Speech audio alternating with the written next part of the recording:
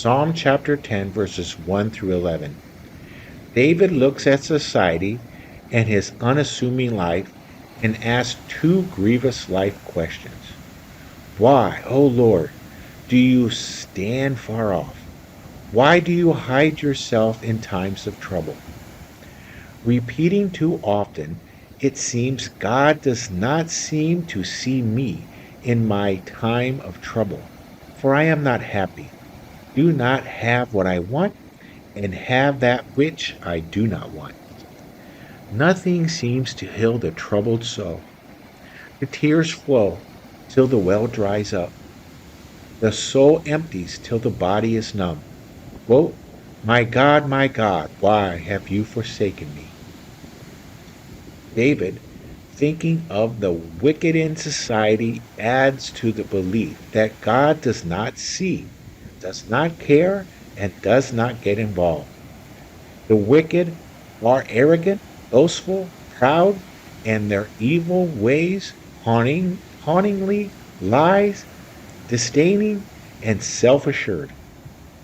They feed by stealing from the lowly and the weak. He reviles God. In all his thoughts there is no room for God. The wicked prosper. They are the rich and powerful, the famed and celebrated. Others want to be in their life till they are consumed by the wicked and left for dead. They are secret murderers. Quote, he says to himself, God has forgotten. He covers his face and never sees. And David is tempted to agree with the wicked.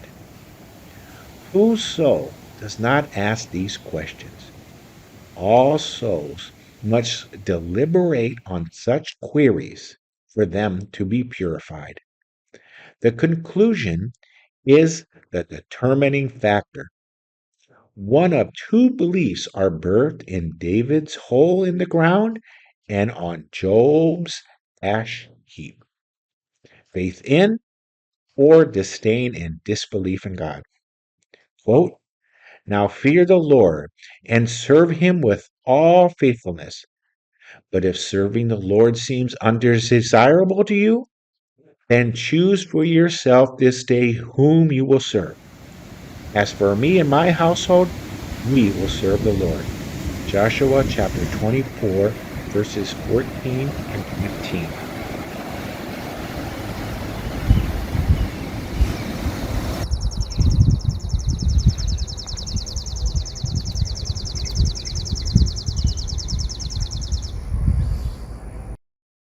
Psalm chapter 10, verses 12 through 18.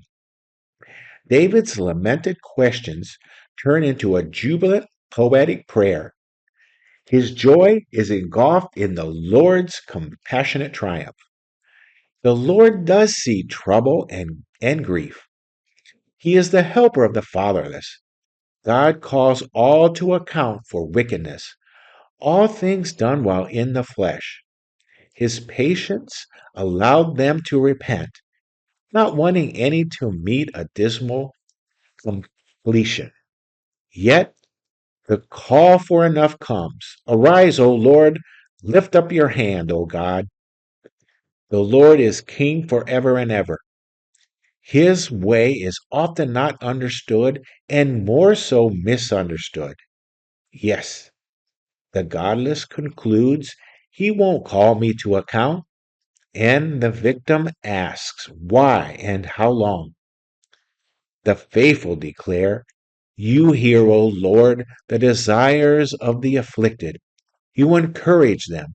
You listen to their cry, defending the fatherless and the oppressed, in order that man, who is of the earth, may terrify no more. Wait just a little more, and we will all see the victim's defender and the evil's judge. He will break the arm of the wicked and evil man, call him to account for his wickedness that would not be found out.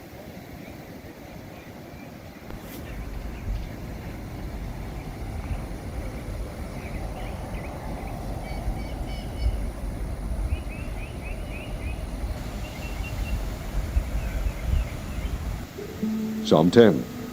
Why, O Lord, do you stand far off? Why do you hide yourself in times of trouble? In his arrogance the wicked man hunts down the weak, who are caught in the schemes he devises. He boasts of the cravings of his heart. He blesses the greedy and reviles the Lord. In his pride the wicked does not seek him. In all his thoughts there is no room for God. His ways are always prosperous. He is haughty, and your laws are far from him. He sneers at all his enemies. He says to himself, "Nothing will shake me. I'll always be happy and never have trouble." His mouth is full of curses and lies and threats. Trouble and evil are under his tongue. He lies in wait near the villages. From ambush he murders the innocent, watching in secret for his victims. He lies in wait like a lion in cover. He lies in wait to catch the helpless. He catches the helpless and drags them off in his net. His victims are crushed, they collapse. They fall under his strength. He says to himself, "God has forgotten." He covers his face and never sees. Arise, Lord, lift up your hand, O God. Do not forget the helpless. Why does the wicked man revile God? Why does he say to himself, "He won't call me to account"? But you, O God, do see trouble and grief.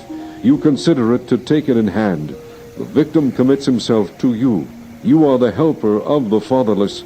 Break the arm of the wicked and evil man. Call him to account for his wickedness that would not be found out. The Lord is king forever and ever. The nations will perish from his land. You hear, O Lord, the desire of the afflicted. You encourage them, and you listen to their cry, defending the fatherless and the oppressed, in order that man, who is of the earth, may terrify no more.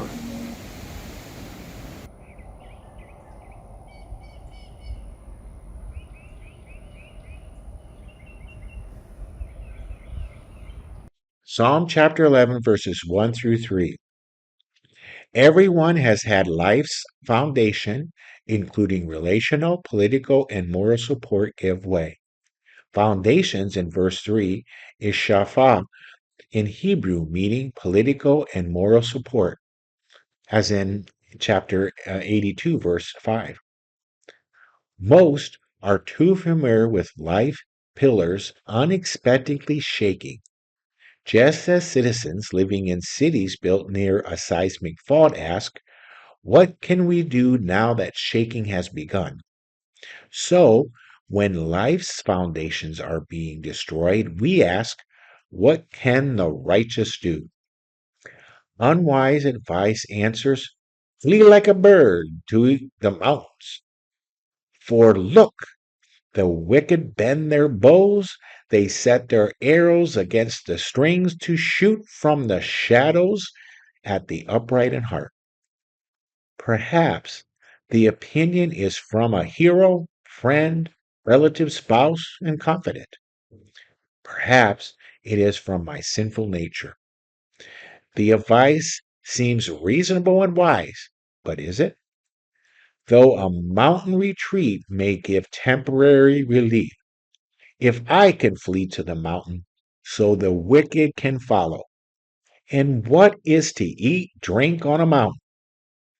If I leave without the Lord, can my soul be fed the bread of life when I arrive at the top without him?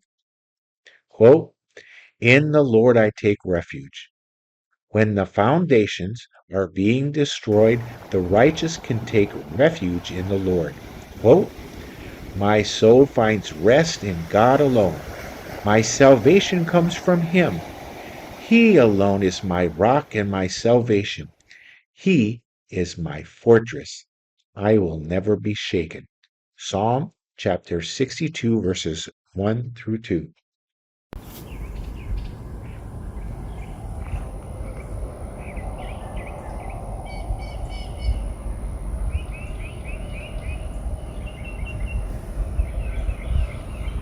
Psalm chapter 11, verses 4 through 7. The Lord is the covenant name for the God of Israel. Since the Lord came in bodily form, he has also been called Jesus. Jesus is now on his heavenly throne. Jesus is observing every act and the motivation for the act of the righteous. He examines their heart. Those that are wicked, the righteous one, hates those who love violence. A judgment of fiery coals and burning sulfur will come, but the upright will see his face and rejoice.